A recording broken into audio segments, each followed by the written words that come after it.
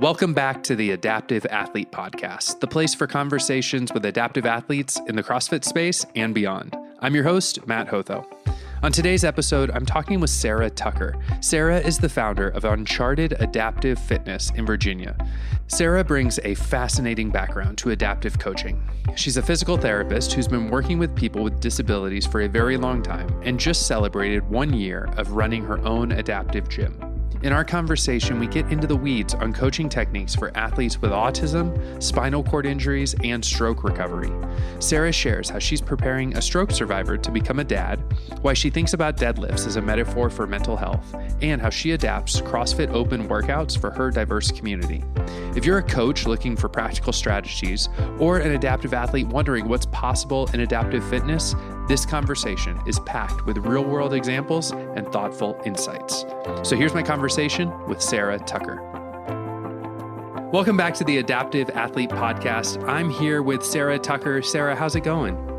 It's great. How are you? I'm good. I'm so excited to have you on the podcast. We kind of connected over Instagram when you shared that it was the 1 year anniversary of your adaptive fitness location, Uncharted Adaptive Fitness.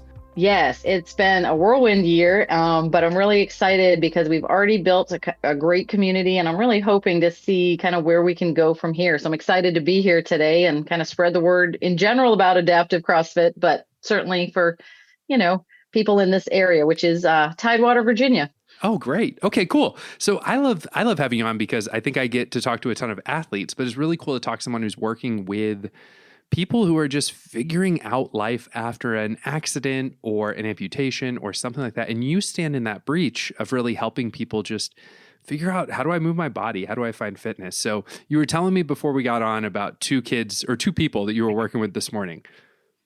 Yes. So I had two clients this morning.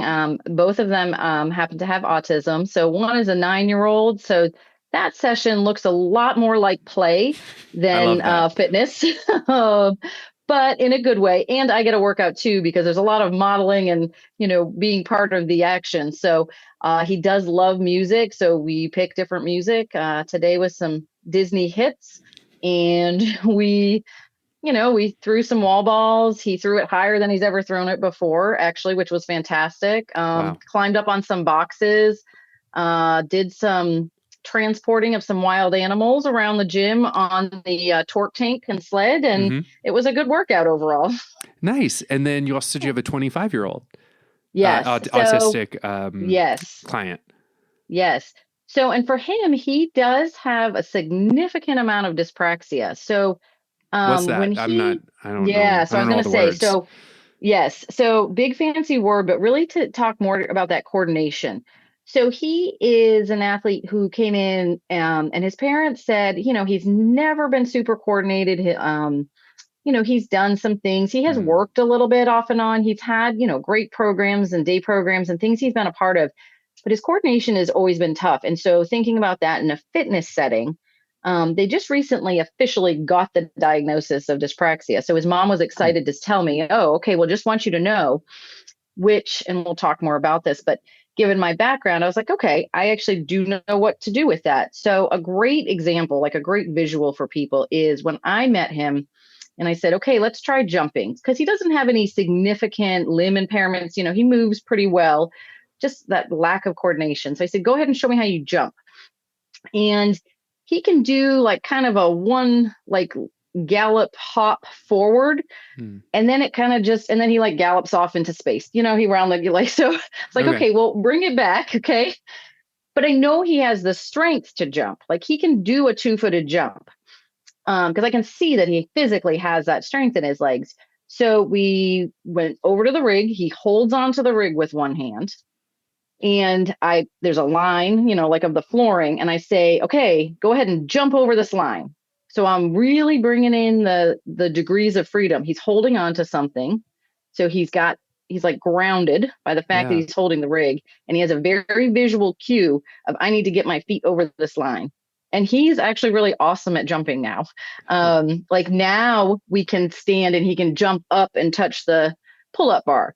So we are able to do it with a little bit less. He doesn't have to hold on to the rig. He can take two hands and tap. So I love seeing that stuff. It's a challenge. It keeps me thinking about how am I going to take this and make it into a jump, but it's in there. Yeah. And so that's all, that's really interesting because you grounded him and then you kind of said, okay, we've got this line and you got to get over that line with both your feet at the same time. Yes. I would assume, Yep. right? You kind of gave him some boundaries and he was able to figure out once he was grounded and kind of figured a few limitations out to do it. Mm-hmm. And he can even, so initially I would say, okay, then step back. Okay, jump over the line again. If we're going to do a set of 10. And sometimes still he does need a cue almost every rep. It is an intense amount of talking sometimes on my part because he just needs that cueing. But I will say he's been with me since September and he really, certain activities, the ones that we've built that familiarity and he knows kind of how to do these, he needs a couple cues now. And then, maybe rep 1, 2, and 3, but then he can finish the 10 and he knows to jump forward, step back, jump forward, step back, which is, to me, that's an improvement in a motor skill. So that's a really awesome thing to see. Has it improved his gait? Has it led to him kind of walking differently or better? So we are definitely still working on that. I would not say it has made a tremendous difference, but his awareness is improving too. Things that he knows how to correct and for him, things like throwing a ball, catching a ball. So like his wall ball currently is the only part of it is the throwing it to the wall. There's no squat yet because when I met him, he couldn't throw a ball against the wall and catch it, but now he can. He did 4 sets of 10 today, no problem. Wow. And he made it to a much higher spot than he's ever made it to before. Someday soon, I might add a squat or a box, sit on a box, then stand up and throw the ball. But we're doing it bit by bit. Yeah. So how long have you been working with adaptive athletes? I don't mean just through Uncharted Fitness. We know that's been a year, but how long have you been working with adaptive athletes? So the super long answer is since I was probably in 4th or 5th grade. My very first memory of working with somebody is at t-ball practice. So you know how like siblings of the team are always playing on the playground and in the dirt pile at the field. Yeah. So my brother was playing, I guess, Little League. And this other kid's brother was also playing. This other kid was born blind and, would still come over. And he wanted to hit off the tee. So I would set up the tee and help him hit off the tee during practice. So that is my very first. Wow. And I never really thought about it like that. Like, it's not like that shaped this whole journey or anything. But in this past year, I've given some thought to, like, how did we end up here? Yeah. And it turns out that it probably was maybe in there the whole time, and then through in college, I did work with Special Olympics a little bit through my school program and things like that. But really had never done anything too formally since then. Until I took the adaptive training CrossFit course in 2019. So I took the course, thought this is super cool and had nothing to really do with it per se. It was just something that I loved the model. But then decided eventually that this really is what I want to do. So. Okay. And you found that course in 2019, the CrossFit course, because you had started doing CrossFit at some point. Correct. So in 2018, I had, I do jokingly call it part of my midlife crisis, but it was a good choice. Okay. I had been somebody who really had not done much for strength training ever. I had done some running, jogging just on my own, nothing long distance or anything, just sort of to keep moving. And I had a couple of coworkers who were doing CrossFit at the time and decided, okay, after much convincing, I was like, I'll try it. I definitely can't do this, but I'll try. And yeah, that's, I think, a lot of people's story. And then you go in and you get sucked in and you can't leave. It's the community. It's the community and the leaderboard, I think, that kind of keeps you coming back. Absolutely. Absolutely. So then you're doing CrossFit, and actually around this time I was doing CrossFit and discovered these certification courses as well. It was before, I think you must have been one of the last people to do the certification courses though, because I think it was around that time that the media team was fired, the certifications were spun off, all of that. Yep. But you did this certification with what you called in your email the OGs. So who all was Yes. in your certification for Yeah. the So adaptive training? it was so awesome. And I do, I think this was part of it. So it was Logan Aldridge, like, and he was showing off his whole deadlift strap was pretty new back Yeah. then, but he had it with him. So we got to see that. That was before he was doing all his Peloton and other Peloton things he does stuff. these Yeah. days. Yeah. Um, but and then Kevin Ogar was there. Mhm. And then Alex Zirkenbach, I think that's how you say it. Yeah. That was the three instructors, and it was amazing. And it was actually so it was my first year of doing the Open. So I joined just after the Open in 2017. And then 2018, I think I said that but anyway, 2018, I had maybe not done it. So anyway, at the course, that was the year they did it in the fall. Yeah. Remember we We're had getting that. into the I was weird like, time of the year. Yeah. yeah, For sure. Anyway, Yeah. somehow it was open season. There was an Open in October. I Why don't was know. there There an was Open an in Open. October? I Yes. don't know. I don't. Yes. Nobody knows. So that's what it was. Yeah. And Kevin did his, like, I think it's the one he submitted, like, during the lunch break of the course. Oh, wow. And like some people like still went to lunch, and I'm like there like watch it. I mean, Yeah. it was amazing. And it had benching in it. So of course he can like bench more than I've ever deadlifted in my life, even when I really try. It was incredible. It was, again, so the whole experience was really amazing.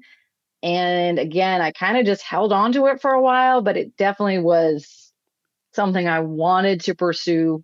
Just took a few years. Yeah, right. Because like that all happens. And then, I mean, within 12 to 18 months, the world is shut down and we're just Correct. like, okay, let's figure Yeah. this whole thing back out. But the seed was planted.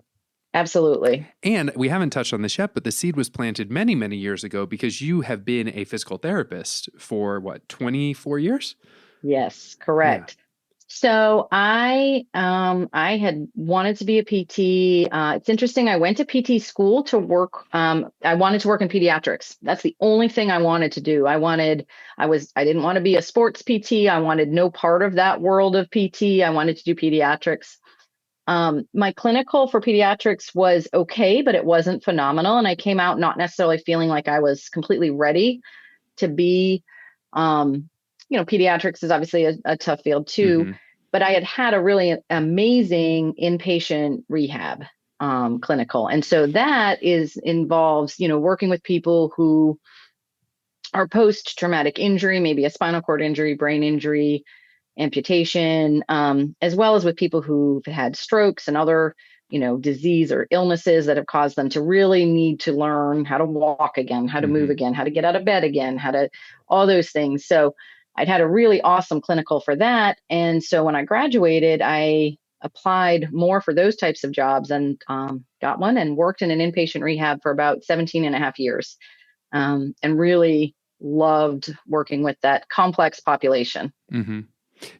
So inpatient rehab, you're working with people, like you were saying, who are coming off of diagnoses, off of stuff like that. So you never would have come across someone like me, a kid with CP or anything like that. You would have come across more adults recovering from spinal cord injuries or strokes. Mostly, yes, except to say that sometimes there were some people, and again, I have a very specific memory of somebody who his CP was pretty severe. He had been walking, he'd been ambulatory for, most of his young adult life. I think he was probably late 20s. But physically, he had declined some and he'd had some big falls with injuries. So then he did end up in an inpatient rehab for sort of the benefit of that intense therapy. He wasn't there because of CP, but he was there as a result of kind of the aging process and the decrease in functional ability. So, yes. So, yeah. And then I moved to a neuro outpatient that I've been in about 8 years now. So I'm still seeing the same population, but in an outpatient setting. So less acute, people are healed and kind of at home, but still working with the same population. So when you walked into that adaptive training course in, again, 2018, 2019, we don't know. It was all a blur. Yeah. That was like Whenever 5 that years was. ago, right? No. I Seems like know. it. Believe me. I was talking to Yes. someone the other day and I said, hey, like, what was your life like 5 years ago? And he goes, well, it was COVID. And I go, no, I COVID. meant 2015. Oh, that was 10 years That's ago. Yeah. yes. Yes. Whatever it was. Got Yes. it. So 2018, 2019, when you walk into that Adaptive Training Academy course, you bring this background of all this stuff you've done. What were a couple of the things that you remember from that course that really kind of coalesced with what you had experienced before, but kind of opened new doors for you about what was possible? There was definitely several take-home things. I think at that point, because I had just switched over to the outpatient world again, whenever that was, somewhere in that time frame. So I was having my own like PT eye-opening. When I worked in inpatient rehab, we worked so hard to get these people home, to get them better enough to go home with help, with support, with whatever that looked like. But that was our goal and we did it. Well, now I'm working in outpatient and I'm seeing, okay, these people went home, but we have a lot that they still need. And some of it is a PT thing, like they do need more therapy, PT, OT, speech, whatever it is. But then once I started working in outpatient, I also realized like there's this other missing piece, this community. Like you can't stay in therapy forever. Again, somebody with CP might get therapy for years, but then suddenly you don't.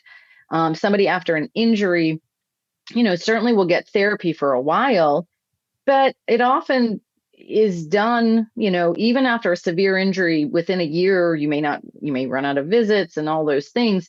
And there just wasn't a lot of options, for people who are elderly, there's a few options. So anyway, I saw that was sort of a missing part of the whole life of those people with these injuries. So going to the course definitely helped me see, okay, well, here's a way that at least in places where there are these adaptive programs, that these people are getting access to something that hopefully means a trainer who is well prepared to meet them where they're at can actually help them continue with this exercise part of your life. So that was to me like, oh, like perfect. Like this is what I've been looking for. So there was definitely that aspect of it.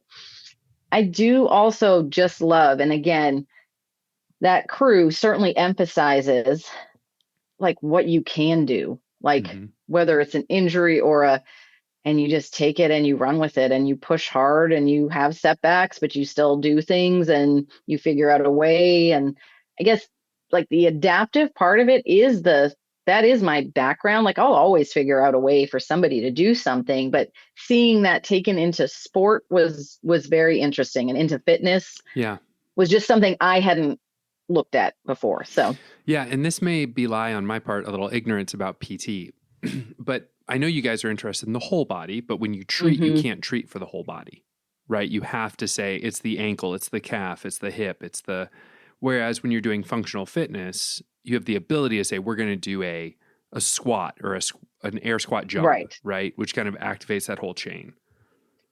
I think generally, yes. And that is something that is very true for those more ortho focused or sport focused PTs.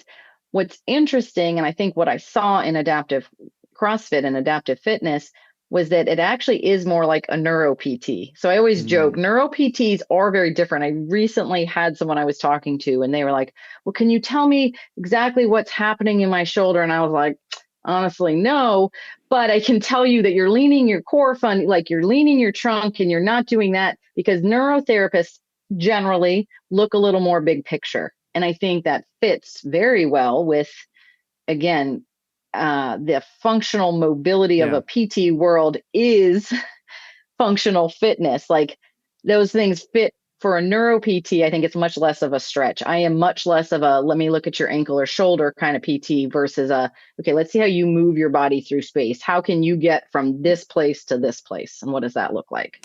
I don't think I understood there were that many subcategories of PTs. And we all start the same. We all go to the same school and get exactly the same thing. And then when you get out in the world, people expand. And, there are people who certainly take that sports route or a very like injury recovery route but yeah, there's actually quite a variety of Okay. therapists and neuro is one of them.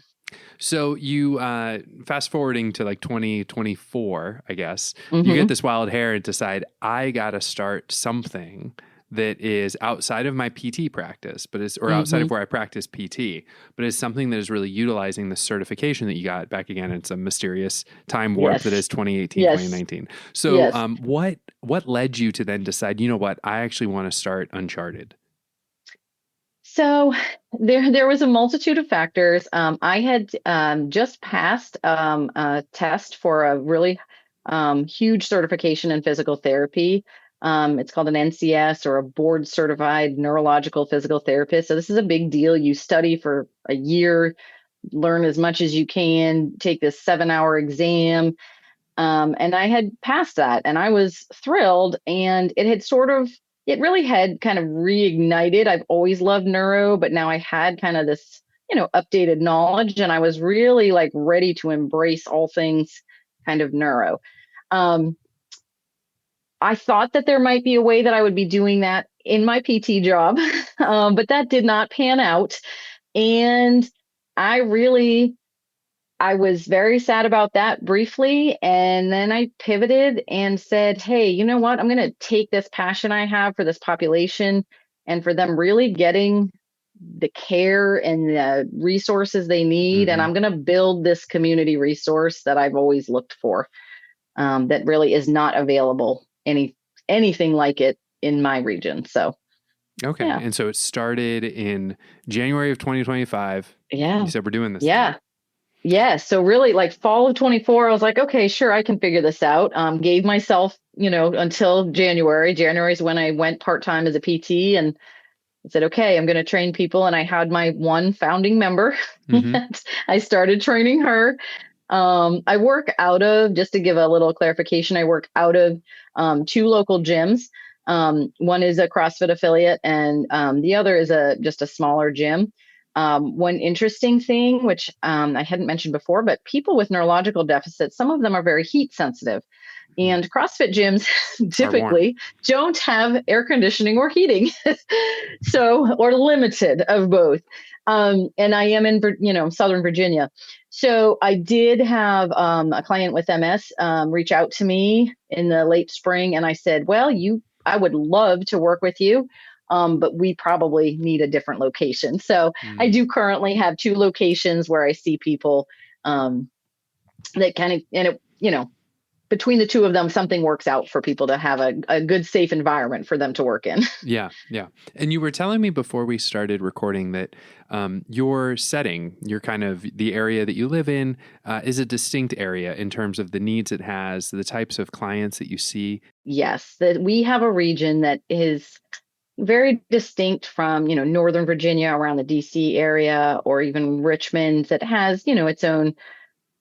This region does have just a tougher, some of our numbers here don't look like other areas. We have higher rates of disability than the state. We have, Mm-hmm. um, again, the injuries that I see and treated as a PT, many of them are coming from, something related to violence, and not to, a car accident or what you might see in other areas. And it also means that we have a high need for these healthcare resources, or these, disability related resources, but also difficulty meeting the people where they are, Mm-hmm. or reaching out to them, and it goes down to things like transportation. We are not a huge metro area that has a subway or has a fantastic bus system. And so people getting places, even if there is someone or something being provided, getting there is difficult. We don't have great public transportation, and there's a lot of those types of issues.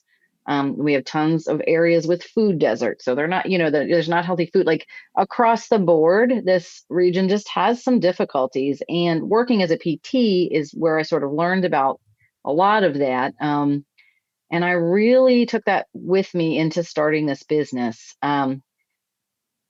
something I've worked really hard on, and I don't yet have a great fix for it yet, is how to reach all of those, people who really could use some Hmm. adaptive fitness.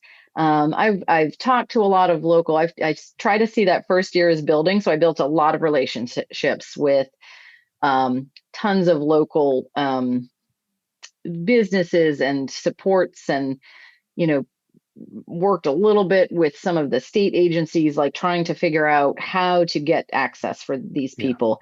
I don't have a great answer yet, but I'm working hard on it. If somebody out there has the answer, please reach out, because um, I have not found the secret to, but I'm working on it. Yeah. And I think that first year I built, my own little client caseload, and I really did network some, and I'm really hopeful for the second year to be able to find ways to actually, access these people Yeah. that I mean, need this resource. yeah. I mean, I think that work of reaching out to other nonprofits in the area, and just like you said, having been in the area for as long as you have, to know the distinct needs of the area, so that when you Hmm. go looking for the people who might be able to help or to partner with, at least you know some of the general areas to look in.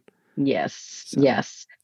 Um, so, and I will say, just because you just mentioned it, this is a tricky one for me. So I am currently not a nonprofit, because I was advised by the lawyers who did my waiver and things when I worked with them, that that's something to work into, like see if this hmm, works, basically. okay. So I fully anticipate that that's what I will do at some point. I do have a small scholarship fund that I can sort of offset some of the costs right now. Um, Again, that's an area where I don't have a business background at all. And, a nonprofit involves a board and some other very specific things that you need to do to be successful as a nonprofit. So that was something that I went into thinking it would be. And I appreciate the lawyers were very candid. They said, just see, see if this works first, see if this is Right. even going to fly. And then come back in like 2 years and see. So I've watched other organizations build, and a lot of times there is a foundation arm or Hmm. so that is also a year two goal, to kind of sort out what that would look like and how, because certainly that would help. um, there is a local organization that provides some funding for adaptive fitness, so again, I found them, I've worked with them. I've looked at a lot of the national ones, but obviously that's tough too, because that's a national, to get funding for a chair, or a piece of equipment, and they're out there, but we'll get there. I did get a small grant. That's something actually from, and I know they just posted that I think they opened it up for grant applicants again for Adaptive Training Academy. They did last year Oh, some small grants. Yeah, some small grants. They do an equipment grant, training grant, and something for veterans. And so I actually received the one for like veteran recruitment, which I did get my one my one veteran, and they were great. They said, like, and I could use some of the money as well for some, equipment and things. So they do, and they just posted it the other day. So for anybody who's like wow. thinking about this, that might be a helpful little boost to get some products, Hmm. And equipment, or some. this is through the ATA. Yes. Okay, Yep. awesome, great. Yeah, I was not Yeah. aware of that. That's Yes. I wonderful. think last year was the first year, I'm pretty sure, or the first year that I saw it advertised like that. And I was also looking. So I guess Okay, maybe it okay. had been, but yes. And they just announced again recently. So, So, Sarah, there's one interesting thing about your business that you were telling me before we started, and that's how you got the name of the business. Now, we were joking about how on this podcast we talk a lot about music sometimes. That's something that's important to me. It's something that kind of fuels me quite a bit. And it seems to be a similar thing for you. We have a similar love of Taylor Swift, but that is not related to the name of this fitness company that you've started. Where did Uncharted come from? yes. So when I was searching for a name, which was a difficult process, I thought that would be the fun part of building a business, but it was more complicated than I anticipated. So I had run through, some names, and nothing really seemed to fit. Um, I had no strong contenders at all. And at the time I was listening to a lot of Sarah Bareilles' music. I love some of her stuff. and there she has a song called Uncharted. Mm. And I was like, man, that's a great word. Like, I love what the word, sort of, you don't know what the path looks like, all these things. And the more I thought about it, I thought that is perfect. So that was my like find. I always think I should reach out and be like, hey, just so you know, I named my business after. I don't know that she would care, but she might. It'd probably be unique. I don't know how many other, Yes. adaptive Yes. athletes have reached out to Sarah Bareilles.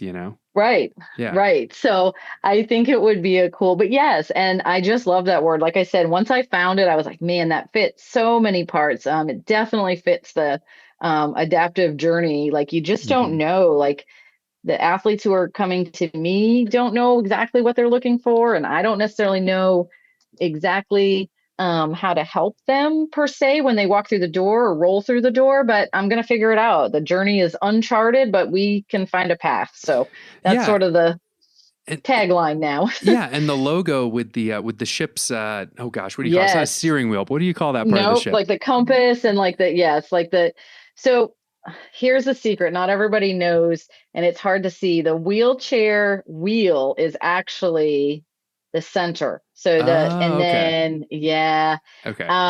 it's not perfect, but I do love it. But yes, and we are a nautical region, That's what I and was thinking. Yeah. yes, Yeah. yes. So people, one way or another, people get it and see it and can, and the N, it can point north to the N in Yeah. Uncharted. I mean, it checks all the boxes. Oh, I love it. I love it. I love when a good logo comes together and it has multiple Yes. meanings, but it connects you Hmm. to the specific location where you're doing the work you're Yes. doing, and it's just a good logo. So Yes. well Thank done. you. I Well love done. it. Good. Well, we've spent a lot of this podcast talking about the impact that you're having in other people's lives through CrossFit and through adaptive fitness. So, what's a way that CrossFit has made a difference in your life? So I think I mentioned I started it a bit reluctantly. I really was unsure that this was something I could do, but I really did. I started at a great gym that I loved. There was a great group of people. I was a 5:30 a.m. class person for You're years. nuts. You're insane. I couldn't do it now, but back then it was fine. Years, I would just get up and go. Amazing now because I wouldn't today. But um, so I found that, the morning crew is a little crazy, but they tend to stick together, and I found that great group of kind of support. Um, in that time frame, it was a time where I was struggling with my own mental health. I've had a history of depression for most of my life. I always tell people, because sometimes people think, well, it's, what caused it? Well, there is episodic depression, like when you're Hmm. sad about something that happened. And then there's just kind of chronic. That's just how your dopamine, serotonin, all your things don't quite, all your neurotransmitters don't quite connect. And so that's definitely the kind I have. Yeah. And I've worked on it in different ways over the years. And 27 to 17 and 18 were rough years for me. But I had already started CrossFit. I was too invested and I just kept showing up. And so it was, along with, some medical treatment and a really good counselor, that was a way that I kept myself going, even when, Yeah. I really maybe didn't want to keep going. But, Hmm. I was already signed up for the 5:30 a.m. class. So had to go. Had to show up. And yep, had to get out of bed and do it again. And I think there's huge benefit in that. I am very always forever grateful to that gym, for those coaches. I mean, I have very specific memories of just crying through power cleans. Mm. I mean, I was that person.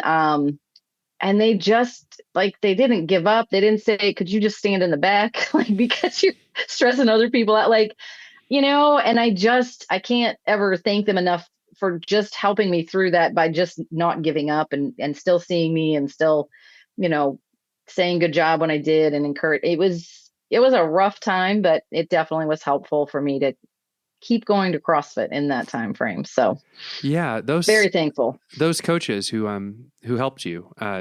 Would you like to shout them out or give them a name or anything like that? I would. There was a couple at the time.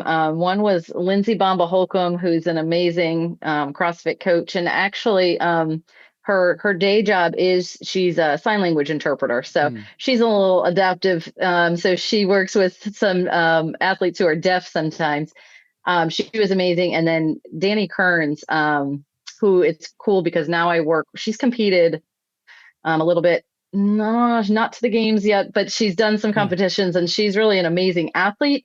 And she was one of those people who I would be like, oh, she's so cool. Like she can do everything, but she would still always support me. And I work with her now at the gym I'm at currently too. So I see her regularly now. So I think that's a beautiful testament that definitely aligns with experiences that I've had in CrossFit, the experiences I know some of my friends in the adaptive community have had. And that's not to minimize your experience. It's, if anything, to say, if you ever feel like you're alone, right?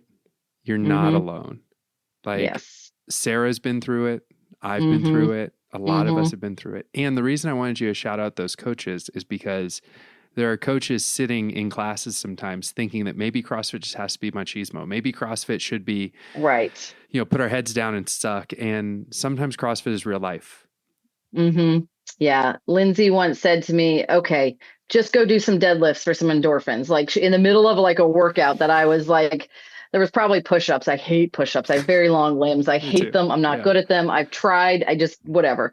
Like she didn't say, go away. Like, this is not for you. This is, when she saw me struggling and suggested something else, it was more like, I see what's happening. And I think as a coach, this is what you could do. Go do some deadlifts, ground yourself. I mean, she didn't say all that. She said, go do deadlifts. Yeah. Right. Like, but you knew, and she knew. Yes. Yeah. Yes. 100%. Like go like do a deadlift, pick up something heavy, put it down. That's one of my jokes always too. It was easy to learn to pick things up. It's more of a process to learn to put things down when it comes to mental health. So it's one of my favorite strength training / mental health, that eccentric control, not dropping the barbell from the top of a deadlift. You got to ease control it back down. That's right. Yep. And powerlifting, it doesn't count unless you lower it to the floor. So I like that. CrossFit and mental health. So as we get ready to wrap up, the CrossFit Open is coming up. I think by the time this releases, it'll be 4 weeks away.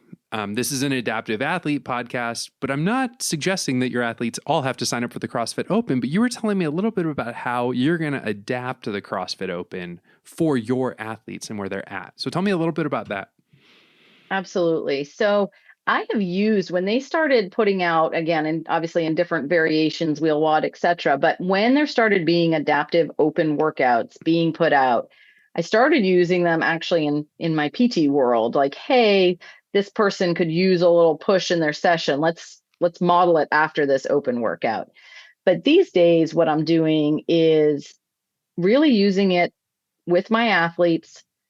Many of them are going to need further scaling, even beyond the scaled versions, but they love being part of something. And obviously that's a huge part of this adaptive world, in my opinion, is finding the community, building the community, feeling like you're part of something. And so we will be doing the workouts. They will look different than RX, and many of them will look different than the scaled. Although I have a couple of people who are pushing that edge of that, I like that scaled. So I'm excited to see what they are this year. I mean, I love that they change things up as the person programming, because I do right now, I do the programming. I know there's wheel wad programming and stuff out there, but right now it's me. And, so I love when they come up with something new, but I'm also like, okay, like how do I now? Because even with the adapted version, there still is often further adaptation. I have many of my seated athletes have pretty limited hand function as well. So even some of those, even for the seated quad 3, yep. Is that what it is? Seated 3. I still often have to do more adjustments to whatever the workout is, which is fine. I love it. I'll figure it out. We're still going to make it difficult. We do a lot of box turns.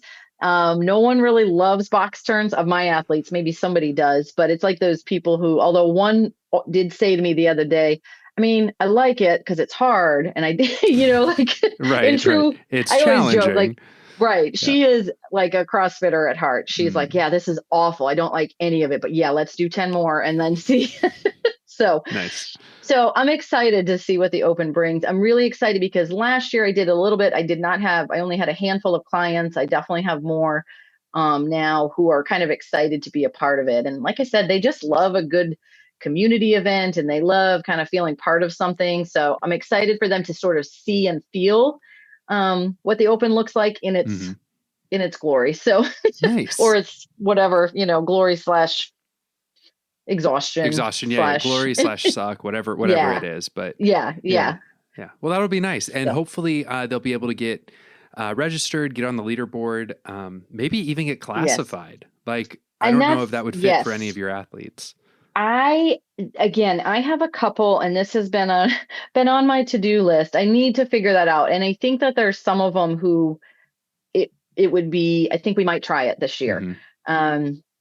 And I will tell you one more quick athlete story for that, because I have another athlete I haven't mentioned yet who, he's a pretty young guy. I say young like you and I, and he had a stroke. So he, again, was living life, doing his thing, loved he loved snowboarding. He loved all this stuff, had a stroke left him with right hemiparesis. Okay. And so he's been on the relearning life in this, and he's come such a long way. Like his squat has improved. I mean, he has a lot of spasticity, but he will work through it. And he's going to be a new dad very soon, like within a month or so.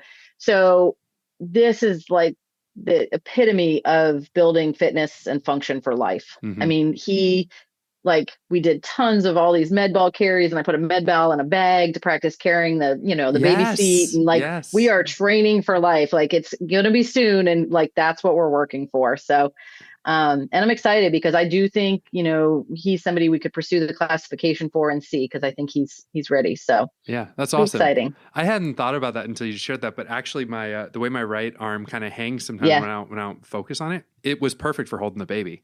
Yeah. It was perfect. Like, that kid just sunk right in there. And I was like, okay, this works. Yes.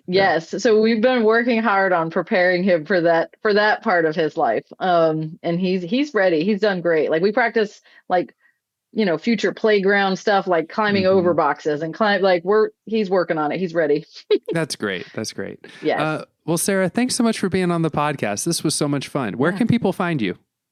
Yes, they can look for me. I do have a website, Uncharted Adaptive Fitness, and then on Instagram and Facebook. And that's been a learning process too, but I try to post regularly. And and you can reach out to me through the website, or through, just messenger me on Facebook or on Instagram. And that way I can, if you're in this area, we can figure something out. Awesome. Great. Well, I would challenge any of the adaptive athletes listening to this who are also coaches or run adaptive programs to reach out to Sarah. Let's get the connection just growing of adaptive trainers, adaptive gyms, that kind of stuff, so that people know what to find wherever they are. Yes, absolutely. We'll spread the word, and more people will just make it a better movement forward. Yes. I love it. Well, thanks so much, Sarah. All right. Thank you. Take care. You too. Sarah's work at Uncharted Adaptive Fitness reminds us that the best coaching isn't about pushing everyone through the same program. It's about meeting people where they are and helping them build the skills they need in their actual lives. Whether that's teaching a 9-year-old to throw a ball higher through play, helping someone with dyspraxia learn to jump by giving them the right cues, or preparing a stroke survivor to carry his baby, it all comes back to the same principle. Everyone is an athlete, and everyone deserves access to movement that serves their life. If Sarah's story resonated with you, I'd encourage you to take one action this week. If you're a coach, reach out to Sarah or another adaptive coach and share ideas. Build a community. And if you're an athlete, an adaptive athlete who's been thinking about trying adaptive CrossFit, take the step to find a gym or a coach near you, get classified, register for the Open. And if you enjoyed this conversation, share this episode with someone who needs to hear it. Leave a rating or review and subscribe so you don't miss future episodes. I'm Matt Hotho, and I'll see you next time.